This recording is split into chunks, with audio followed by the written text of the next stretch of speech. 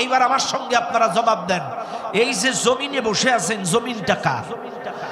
মসজিদটা কার? জমিনটা। কথা ক্লিয়ার? এবার আসেন, মিথ্যা কথা বললে তাকে কি বলি আমরা? মুনাফিক।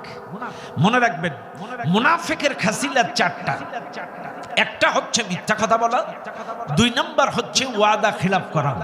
আমি বেশি ব্যাখ্যায় যাচ্ছি না, বোঝার জন্য বলছি।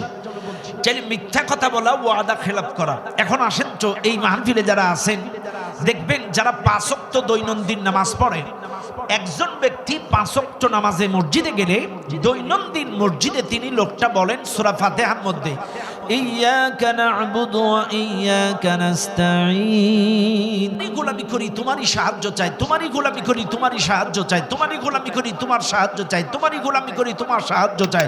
অর্থাৎ এই আয়াতটার মধ্যে দৈনন্দিন আল্লাহকে বলছেন, তোমার গোলামি করি, তোমার গোলামি করি, ইয়্যাকা না'বুদু, তোমার গোলামি, তোমার গোলামি, তোমার গোলামি।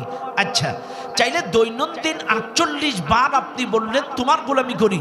এবার আসেন তো, একবার বললে ভুল হইতে পারে, দুইবার বললে ভুল হইতে পারে, তিনবার বললে ভুল হইতে পারে, আপনার ব্রেন খারাপ, বয়স হয়েছে। কিন্তু যেই লোকটা 48 বার বলে তোমার গোলামি করি, এই লোকটা মসজিদের বাইরে যে নাস্তিকের গোলামি করে।